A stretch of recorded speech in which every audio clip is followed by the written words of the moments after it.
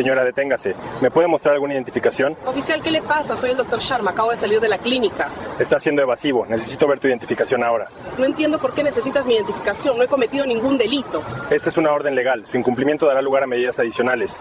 El viento frío as otaba las tranquilas calles arboladas de New Haven, Connecticut, la noche del 27 de octubre de 2022.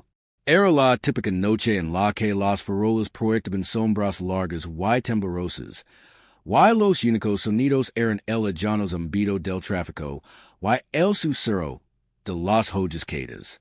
Eran poco más de las 9:30 p.m. Hora en que la mayoría de los residentes se preparaban para pasar la noche, sin saber que una reunión comunitaria rutinaria estaba a punto de convertirse en una cruda y dolorosa ilustración de la autoridad sin control y el fracaso del sistema. Y esa noche en particular, el oficial David Miller, placa número 482, estaba de patrulla. Miller era una figura muy conocida en la División de Asuntos Internos del Departamento de Policía de New Haven, aunque por razones que revelan claramente la supervisión del departamento, no es sus elogios. Su historial era prueba de un patrón de comportamiento que constantemente generaba alertas, un patrón de conducta que, según documentos internos y posteriores presentaciones legales, comprendía no menos de 1 denuncias civiles formales a lo largo de 7 años de carrera. 1 denuncias. Once. Cada una posible signo de alerta. Cada una oportunidad perdida para intervenir. Sin embargo, el oficial Miller permaneció en la calle, sin que los mecanismos diseñados para garantizar la rendición de cuentas cuestionaran su autoridad. Y esa noche, esa autoridad sin control chocó violentamente con la trayectoria profesional, plena y dedicada de la DRA. Anya Sharma. La DRA. Sharma no era una ciudadana cualquiera. Era médica de urgencias del Hospital General de New Haven, ex-alumna de la Facultad de Medicina de Yale, una mujer que había dedicado su vida a la sanación y al servicio. Sin embargo, en cuestión de minutos, sería tratada con una indiferencia y una agresividad típicamente reservadas para criminales empedernidos, y sus credentials y su humanidad serían sumariamente ignoradas. Su experiencia, su educación, su propia identidad, invisibilizadas por el poder arbitrario de una placa. Antes de profundizar en los desgarradores detalles de esa noche y las fallas institucionales que expuso, ¿desde donde nos observas? Comparte tu ciudad o país en los comentarios. Tu participación impulsa nuestra misión de visibilizar estas historias cruciales. New Haven, Connecticut, una ciudad llena de historia, sede una de las universidades más prestigiosas del mundo, pero que, como muchos centros urbanos, lidia con su propio y complejo intermedio de disparidades socioeconómicas y la constante tensión entre la comunidad y la policía. El era en esa noche de finales de octubre era fresco, con el aroma tierra humida y el tenue metálico sabor del invierno que se acaba. El cielo era un vasto lienzo negro como la tinta, salpicado de unas pocas estrellas indifferentes, mientras la DRA. Sharma recorría las aceras familiares de su tranquilo barrio residencial. Las farolas, espaciadas a intervalos regulares, proyectaban rayos de luz amber que luchaban contra la oscuridad inminente, iluminando las impecables casas victorianas y las ramas esqueléticas de robos centenarios. Era una escena de tranquilidad doméstica, un marcado contraste con la tormenta que se avecinaba justo debajo de la superficie. La DRA, Anya Sharma, a sus 36 años, ese había ganado a pulso su puesto, su reputación y un profundo respeto dentro de la comunidad médica. Su trayectoria comenzó lejos de los sagrados pasillos de Yale, en un modesto hogar de inmigrantes donde la educación es considerable la mejor vía de acceso a las oportunidades. Destacó académicamente desde temprana edad, mostrando una notable aptitud para las ciencias y una impaciencia innata que la trajo hacia la medicina. Se graduó con honores de un riguroso programa de pregrado y obtuvo una beca completa para la facultad de medicina de Yale. Testimonio de su incansable dedicación y destreza intelectual. Su tiempo en Yale estuvo marcado por una incansable búsqueda de conocimiento, trasnochadas en la biblioteca y un compromiso inquebrantable con sus pacientes. Se especializó en medicina de urgencias, un campo que exige rapidez de pensamiento, una serenidad inquebrantable y una profunda compasión bajo extrema presión.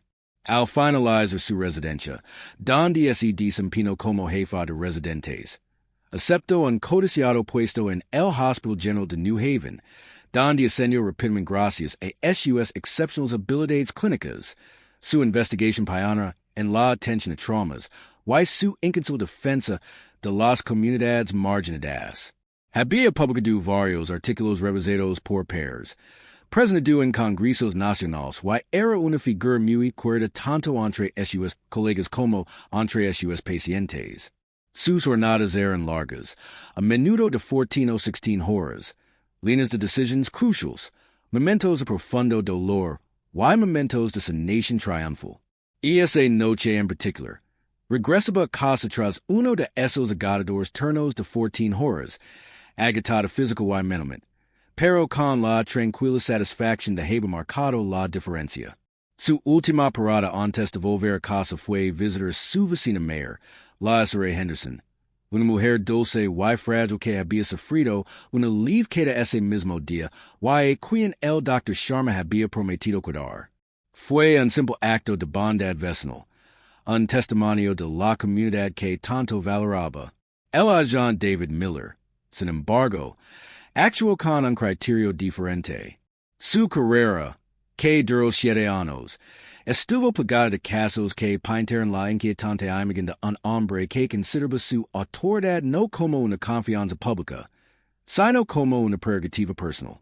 Las denuncias formales en su contra no fueron simples notas administrativas a pie de página. Fueron relatos documentados de un patrón de mala conducta que debería haber dado lugar a una intervención seria mucho antes del 27 de octubre de 2022. En 2018, Miller enfrentó su primera denuncia importante por uso excesivo de la fuerza durante una queja aparentemente inofensiva por ruido en el barrio de Hill. Al responder a un report de música alta, Miller supuestamente intensificó la situación casi de inmediato, sujetando físicamente a un joven que simplemente intentaba bajar el volumen de su estéreo, lo que resultó en raspaduras leves y una denuncia formal de la familia.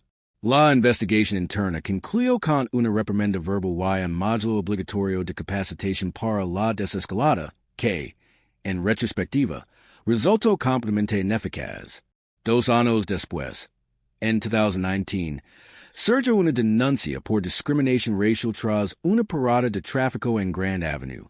Un conductor latino, detenido por una infracción menor, alegó que Miller lo sometió a un interrogatorio innecesariamente prolongado y invasivo, exigiendo conocer su estatus migratorio, a pesar de no existir ninguna sospecha razonable. El conductor, ciudadano estadounidense, presentó una denuncia formal. Asuntos internos no encontró pruebas suficientes para fundamentar el sesgo racial, pero señaló la falta de cortesía profesional de Miller. De nuevo, un tirón de orejas. El patrón continuó en 2020. Miller fue citado por abuso verbal a una persona sin hogar en el centro. Testigos informaron que Miller le gritó a un hombre que dormía en un parque, exigiendo que consiguiera un trabajo y amenazándolo con arrestarlo por vagancia, a pesar de no haber infringido ninguna ordenanza específica. El incidente fue grabado en el teléfono de un transeúnte, lo que dio lugar a otra denuncia.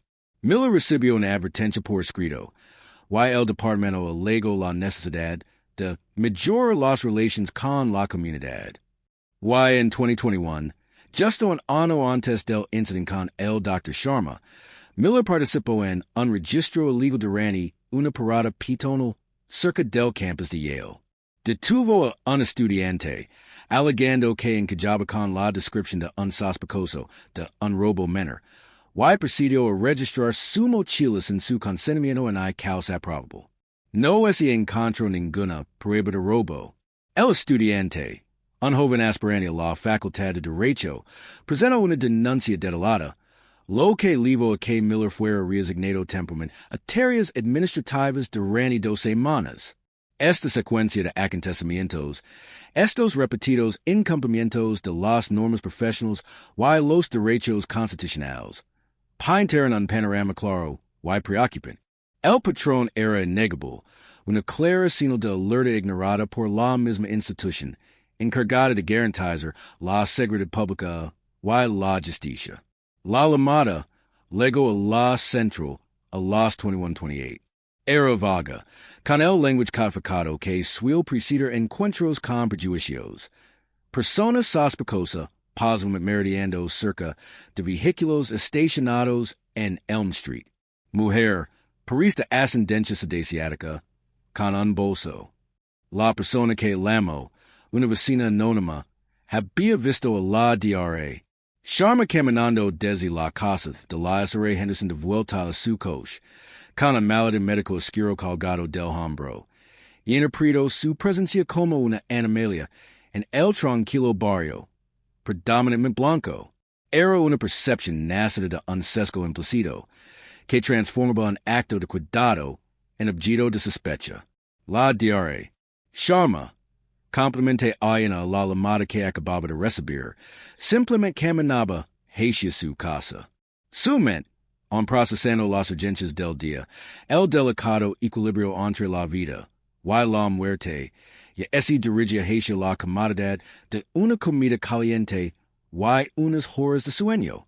Aferraba su maletín médico, una desgastada cartera de cuero que contenía su estetoscopio, su tensiómetro y otros instrumentos esenciales. Herramientas de su oficio, símbolos de su profesión. Se movía con la gracia serena de algún acostumbrado a largas horas de pie, con paso firme mientras se acercaba a su sedán estacionado. Su único pensamiento era el lieve dolor en los pies y el persistente olor a desinfectante de hospital en su ropa. No estaba holgazaneando.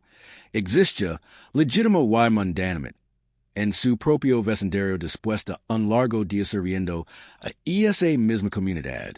Debería exigirse a los agents que verifiquen la legitimidad de una situación antes de intensificarla, especialmente cuando las observaciones iniciales contradicen el informe de despacho. Esta pregunta es la base de lo que sucedió a continuación. Mientras la DRA Sharma legaba su coche, buscando a tientas los slaves, el repentino resplandor de unos faros rompió la oscuridad.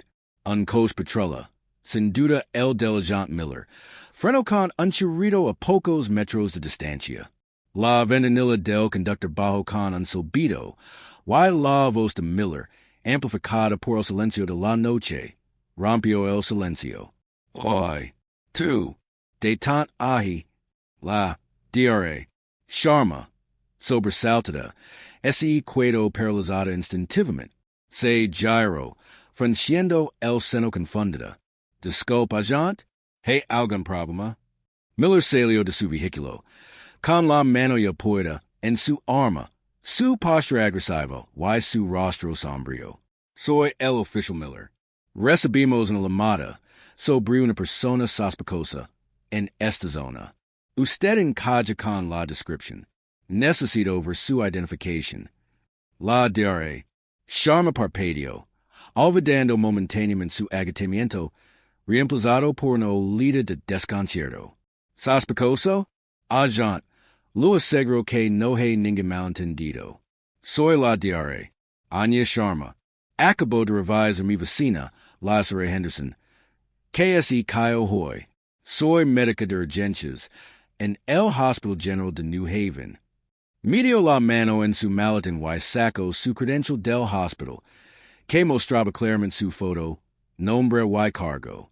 Luego extendió la placa. Aquí tiene mi identificación del hospital. Miller no cogió la placa.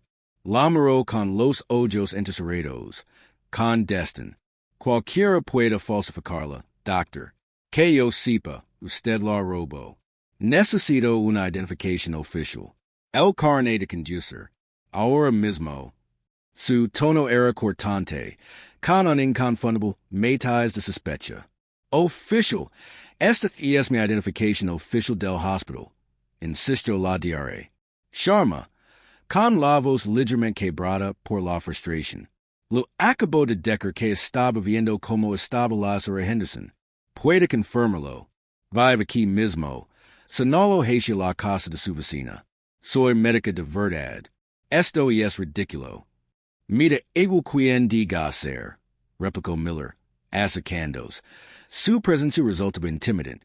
Estás actuando de forma sospechosa. Estás merodeando.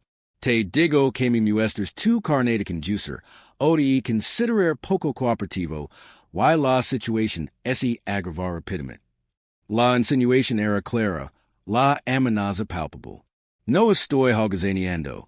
Afirmo la diare. Sharma con voz más firme, contrarrestando la creciente indignación. Voy camino a mi coche después de atender un paciente. Este es mi barrio. ¿Qué me hace sospechar exactamente? Su presencia aquí, a esta hora, encaja con la descripción de la llamada. Espido Miller, con la paciencia a punto de agatarse. No necesito darle explications. Identifiquis ahora. O viene a la comisaría. La diare. Sharma, aún profundamente perturbada por la agresión, mantuvo la compostura. Official, no he hecho nada malo. Lu he mostrado mi identificación profesional. Con gusto le mostré mi licencia de conducir, pero necesito entender por qué me detienen. ¿Qué delito he cometido? Este detenido para interrogarlo, declaró Miller, pasando la mano de su arma a las esposas. No es identificó Annie an agente de policía cuando es lo solicitó durante una investigación. Esta es su última oportunidad. En ese momento, la conmoción ya había llamado la atención. Las luces parpadeaban en las casas cercanas. Algunos vecinos, asomados a las cortinas, comenzaron a reunirse con cautela en sus porches. Una de ellas, una joven llamada Saracen, que había presenciado todo el incidente desde la ventana de su sala, sacó su teléfono y comenzó a grabar. Las luces azules y rojas de la patrulla de Miller parpadeaban silenciosamente, proyectando un brillo inquietante sobre el drama que se desarrollaba. Justo cuando Miller le agarró el brazo a la diare. Sharma, luego una segunda patrulla, con la serena afortunadamente en silencio, apareció la sargento Elena Ramirez, veterana con 2 décadas en la policía y reputación de ser sensata. Había escuchado la conversación cada vez más agitada de Miller por radio y decidió intervenir ella misma. Observó la escena. Miller, agresivo y confrontativo. La diare. Sharma, visiblemente angustia pero serena, con su identificación del hospital en la mano. Y el creciente grupo de vecinos preocupados. La sargento Ramirez se dirigió directamente a Miller, en voz baja pero firme. Official Miller, ¿cuál es la situación? Miller, visiblemente molesto por la interrupción, se enderezó. Sargento, estoy tratando con una persona sospechosa que se niega a identificarse. De ser médica, pero tengo mis dudas. La mirada del sargento Ramirez se desvió hacia la diare. Sharma y luego hacia la identificación del hospital que tenía en la mano. Su expresión se suavizó un poco. Diare. Sharma. ¿Es correcto? Sí, sargento, respondió la diare. Sharma. Sintiendo un gran alivio al ver una presencia más tranquila. Soy la diare. Anya Sharma. Trabajo en el Hospital General de New Haven. Solo quería saber cómo estaba la señora Henderson. La sargento Ramirez se volvió hacia Miller con la mirada endurecida. Official Miller. Intento verificar la historia de la diare. Sharma, le pidió que lamra a la señora Henderson o ese ofreció a lamar su puerta. Miller tartamudeó. No, sargento, no estaba cooperando. La identificación podría ser falsa. La Sargento Ramirez Respiro Hondo, su frustration era evident. Official Miller, así no es como investigamos. DRA. Sharma, Lupito disculpas por este malentendido. Pueda Luego volvió centra toda su atención en Miller, con la voz casi en un susurro, pero con un inconfundible tono de cero. Miller, allergies a la DRA. Sharma, su placa y su arma. Ahora, la orden fue inmediata, inequívoca, y dada con el peso de su rango. El enfrentamiento, por suerte, había terminado. La resolución inmediata fue rápida, aunque las cicatrices emocionales persistirían para la DRA. Sharma, el sargento Ramirez, tras asegurarse de que la DRA. Sharma regresar a Sanaa y salva casa con una disculpa sincera. Inmediatamente puso al oficial Miller en licencia administrativa, confiscando su arma de servicio y su placa en el acto. Vera un supervisor de Armando a un oficial en el campo fue un indicador unusual y claro de la gravedad de la transgresión de Miller. La investigación de Sonos Internos se inició en cuestión de horas, impulsada por el informe directo del sargento Ramirez, y los crecientes rumores entre los testigos del vecindario. Considerando el claro patrón de mala conducta documentado en el expediente del agente Miller, con unas denuncias formales, deberían los agents con semejante historial ser despedidos automáticamente tras un incidente de esta magnitud. Esta pregunta se convirtió en un punto central de controversia en las semanas y meses siguientes. Lo que realmente impulsó este incidente, que pasó de ser una controversia local a una protesta nacional, fue el poder de las redes sociales. Sarah Chun, la vecina que grabó discretamente el enfrentamiento con su teléfono inteligente, subió las imágenes sin editar YouTube y Twitter esa misma noche. En 12 horas, el video había acumulado más de 1 millón de visitas. Al final de la primera semana, ese había disparado, alcanzando decenas de millones de personas en diversas plataformas, amplificado por medios de comunicación y organizaciones de derechos civiles, etiquetas como hashtag Justicia para la DRA. Sharma, hashtag Responsabilidad Policial y hashtag Sesgo en Policía se convirtieron en tendencia mundial. La evidencia visual era innegable. Una mujer profesional y altamente competente, identificando claramente y explicando sus actividades legítimas, fue amenazada agresivamente y despedida por un oficial cuyas acciones fueron manifestamente inapropiadas. El escalofrío en diálogo, el despectivo, cualquiera puede fingir eso, Dr. Miller, se convirtió en un grito de guerra contra la autoridad arbitraria. Las respuestas institucionales fueron inicialmente cautelosas, y luego cada vez más decisivas en la intensa tensión pública. El Departamento de Policía de New Haven emitió inicialmente un comunicado reconociendo una investigación interna en caso y garantizando al público transparencia y rendición de cuentas. Sin embargo, a medida que el video seguía circulando y la prisión pública aumentaba, la DRA. Sharma, con el apoyo de la ACLU y un destacado bufete de abogados especializado en derechos civiles, presentó una demanda integral por violación de derechos civiles contra el agente Miller y la ciudad de New Haven. La demanda alegaba arresto injusto, discriminación racial, uso excesivo de la fuerza y grave angustia emocional, y detalaba como el incidente no solo había violado sus derechos constitucionales, sino que también le había infligido un profundo trauma psicológico, causando ansiedad y miedo en su propia comunidad, socavando su sentido de seguridad y pertenencia. La batalla legal fue intensa, pero finalmente efímera. La abrumadora evidencia, incluyendo el video viral, el testimonio contundente del sargento Ramirez y el extenso historial disciplinario del oficial Miller, dejó a la ciudad con poco margen de maniobra. Tras semanas de negociación, la ciudad de New Haven acordó un acuerdo de $3 millones con la DRA. Anya Sharma fue En ese momento, el acuerdo más cuantioso en la historia de la ciudad por un incidente de esta naturaleza que involucra mala conducta policial y violations de derechos civiles. Un testimonio de la naturaleza atrás de las acciones del oficial y del intento desesperado de la ciudad por mitigar aún más el daño reputacional y financiero. El acuerdo.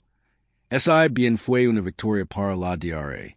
Sharma representa una carga significativa para los contribuyentes de New Haven, consecuencia directa de las fallas sistémicas del Departamento de Policía. Las consecuencias para el oficial David Miller fueron igualmente severas. Su licencia administrativa se convirtió en una suspensión indefinida, sin goce de sueldo, a la espera del resultado de la investigación interna. El 15 de diciembre de 2022, poco menos de 2 meses después del incidente, el Departamento de Policía de New Haven despidió oficialmente al oficial David Miller. La carta de despido se acopia ese divulgó posteriormente mediante solicitudes de información pública, citaba falta grave de conducta, incumplimiento del deber, abuso de autoridad y conducta impropia de un oficial. Además, afirma que las acciones de Miller demostraban un desprecio fundamental por la política departamental, los derechos constitucionales y la confianza depositada por la comunidad en las fuerzas del orden. Como consecuencia directa de su despido con causa justificada, el Consejo de Normas y Capacitación de Oficiales de Policía de Connecticut decertificó posteriormente al oficial Miller, revocando así su capacidad para ejercer como oficial de policía en el estado de Connecticut, incluso en muchos otros estados del país. Su carrera cimentada sobre una base de crecientes quejas y una agresión desenfrenada, estaba irrevocablemente acabada. Tras el acuerdo y el despido del agente Miller, la DRA, Anya Sharma pronunció un testimonio poderoso y conmovedor que resonó mucho más allá de las cámaras del Ayuntamiento de New Haven. Su voz, clara y firme a pesar del dolor evidente, articuló las profundas implicaciones de su experiencia. Cuando elegí la medicina, comenzó, recorriendo con la mirada la sala, entré mi vida sana, a proteger, a servir. Pasé años de una formación agotadora, sacrificando mi tiempo personal, dedicando cada fibra de mi ser a convertirme en una médica competente y compasiva. Creía que mi profesión, mi educación, mi propia identidad como senadora, me brindarían un nivel básico de respeto, una inmunidad fundamental contra el acoso arbitrario, especialmente en mi propio vecindario. Después de ayudar a un paciente, hizo una pausa y respiró hondo. Pero esa noche, nada de eso importó. Mi título de Yale, Michigan Placard Hospital, mi compromiso con la salud comunitaria, todo fue desestimado, invalidado, desvirtuado por el juicio precipitado de un agente que solo veía suspectos donde solo había servicio. Si esto me puede pesarme, continuó, alzando ligeramente la voz, imbida de una indignación silenciosa pero feroz, una médica graduada en Yale, en mi propio barrio, simplemente caminando a casa después de atender a un vecino anciano. ¿Qué esperanza hay para quienes no tienen mis credentials? ¿Qué esperanza hay para los jóvenes negros y morenos que no tienen un título prestigioso al que recurrir? ¿Qué esperanza hay para cualquiera que no encaje en la estrecha y preconcebida noción de normal o seguro a ojos de las fuerzas del orden? Su testimonio fue un duro recordatorio de que la injusticia sistémica no discrimina por logros en la posición social. Ataca con base en prejuicios, y esa no se controla, puede despojar cualquiera de su dignidad y seguridad. Fue un llamado a la acción que exigió introspección y una reforma genuina. Deberían los incidentes que involucran patrones documentados de mala conducta policial, en particular aquellos que resultan en grandes acuerdos y indignación nacional, desencadenar automáticamente una investigación federal sobre las prácticas de capacitación y supervisión del departamento? Esta pregunta se volvió cada vez más urgente a medida que se reveló el alcance completo del historial de Miller. El Departamento de Policía de New Haven, en una enorme prisión y una reputación empanada, encargo una revisión independiente de sus prácticas.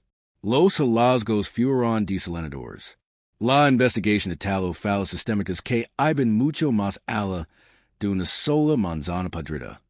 Revela una capacitación inadecuada para la desescalada, en particular en las interacciones con miembros de la comunidad que no representan amenazas inmediatas.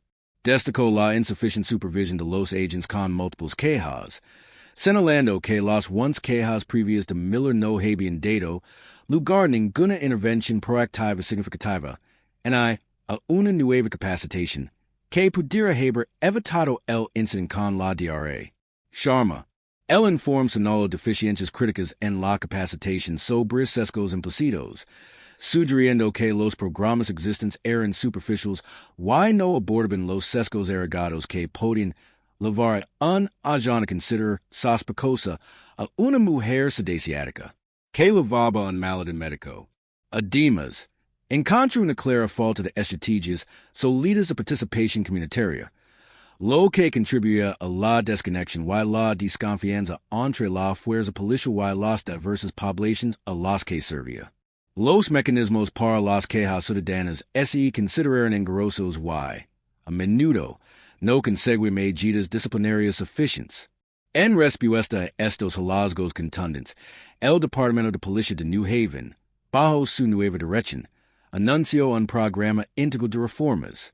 Estas incluyen la implementación inmediata de protocolos mejorados de desescalada, priorizando la comunicación y la verificación sobre la confrontación. Se introdujo una capacitación obligatoria y recurrente sobre sesgo implícito, desarrollada en colaboración con organizaciones comunitarias y centrada en situaciones reales. Se estableció una junta de supervisión civil, con facultades ampliadas para revisar quejas y medidas disciplinarias, lo que garantiza una mayor transparencia y la participación ciudadana. Fundamentalmente, se desarrolló un nuevo sistema de alerta temprana para identificar a los agentes con quejas acumuladas y solicitar la intervención obligatoria, asesoramiento y reentrenamiento antes de que los incidentes se intensifiquen. Finalmente, se lanzaron una serie de programas mejorados de extensión comunitaria, destinados a reconstruir la confianza y fomentar un diálogo genuino entre agentes y residentes. Estas reformas, bien recibidas, fueron consideradas por muchos como algo muy esperado, y se consiguieron a costa del trauma de una mujer y millones de dólares de los contribuyentes. El incidente que involucró a la DRA, Anya Sharma y al oficial David Miller no fue un simple acto aislado de mala conducta. Fue un síntoma evidente de una enfermedad sistémica más profunda dentro de las fuerzas del orden. Expuso una cultura donde, para algunos, la autoridad del uniforme se convirtió en una licencia para el poder arbitrario, en lugar de una responsabilidad de proteger y servir. Puso al descubierto la inquietante realidad de que los prejuicios implícitos, cuando no se controlan y se abordan, pueden invalidar las pruebas contundentes, la cortesía profesional e incluso la decencia humana más básica. La DRA, Sharma, una profesional con amplias credentials, quedó reducida a una figura sospechosa porque no encajaba en una percepción estrecha y prejuiciosa. Su maltrato médico, símbolo de su experiencia y atención, fue descartado como posible elemento de utilería en una historia inventada. Este caso abrió la facilidad con la que se puede despojar a una persona de su identidad y dignidad cuando se permite que los prejuicios personales de un oficial dicten sus interacciones. Las consecuencias de este fallo sistémico fueron profundas y de gran alcance. La DRA, Sharma, aunque finalmente fue reivindicada y indemnizada, sufrió un trauma emocional significativo, y su sensación de seguridad en su comunidad se vio irrevocablemente alterada.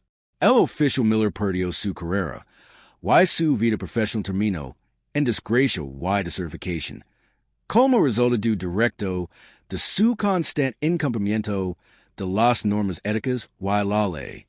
El Departamento de Policía de New Haven sufrió un duro golpe a su reputación, erosionando la confianza pública, y requiriendo costosas, y extensas reformas financiadas por los mismos contribuyentes que fueron víctimas de esos fallos. El acuerdo de $3 millones es bien representado justicia para la DRA. Sharma fue un duro recordatorio financiero del costo del poder descontrolado, y la rendición de cuentas insuficiente. Así pues, el reto persiste. ¿Qué cambia realmente ahora? Se implementan y mantendrán estas reformas, anunciadas con tanta fanfarria? Oh, como tantas promesas anteriores, se desvanecieron en el olvido administrativo una vez que la atención pública se desvía. ¿Cómo garantizamos que las lecciones aprendidas de la dura experiencia del Dr. Sharma conduzcan a un cambio duradero y fundamental, en lugar de miras just superficiales? Necesitamos políticas concretas y ejecutivos que vayan más allá de los clichés. Deberían todos los departamentos implementar la revisión obligatoria de las cámaras corporales para todas las denuncias ciudadanas, con la suspensión temporal inmediata de los agentes que acumulan cierta cantidad de denuncias hasta que se complete una revisión completa. Además, debería existir una base de datos completa y de acceso público sobre las denuncias de los agentes y las medidas disciplinarias en todos los departamentos, garantizando la transparencia y evitando que los agentes problemáticos simplemente se trasladen a otra jurisdicción. Comparta su opinión sobre estas propuestas en los comentarios a continuación. Esta historia, como tantas otras que cubrimos, no se trata solo de un oficial o un departamento. Se trata de todos nosotros. Se trata de la sociedad que esperamos construir, una donde la justicia se verdaderamente ciega, donde la autoridad se ejerce con responsabilidad y donde cada persona, independientemente de su origen o profesión, puede caminar por su vecindario sintiendo segura, respetada y libre de sospechas injustificadas. No nos detendremos hasta que la rendición de cuentas sea la norma, no la excepción. Se trata de todos nosotros, de garantizar justicia para cada Dr. Sharma y cada ciudadano que merece ser seguro, no perseguido, en su propia comunidad.